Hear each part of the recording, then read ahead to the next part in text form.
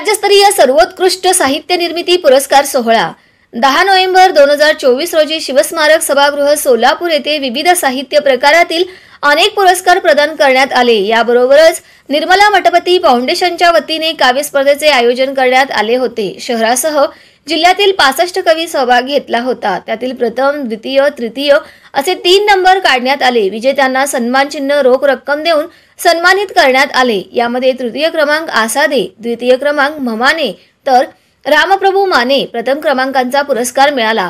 काव्यलेखन स्पर्धेत प्रथम क्रमांक मिळवल्याबद्दल व माझ्या रचनेला योग्य सन्मान व पुढील वाटचालीस प्रोत्साहन मिळाले। या कार्यक्रमाचे अध्यक्ष म्हणून डॉक्टर श्रुतिश्री वडकबाळकर, प्रमुख पाहुणे नसीमा पठाण, परीक्षक म्हणून काम पाहिले। राजेंद्र भोसले सूत्रसंचालन केले। सौ वंदना कुलकर्णी, प्रतिष्ठान अध्यक्ष शिवांजली स्वामी, सचिन उत्तरेश्वर, मठपती फाउंडेशनचे सर्व टीम उपस्थित होती। यावेळी उपस्थित कविवर्य मित्र बदिउजमा बिराजदार, शिवाजी शिंदे, संध्या धर्माधिकारी, जमोद्दीन शेख, दत्तात्रय इंगळे, मयुरेश कुलकर्णी, डॉक्टर स्मिता पाटील, वनिता घोडके व अनेक साहित्यिक रसिक श्रोते मोठ्या संख्येने उपस्थित होते।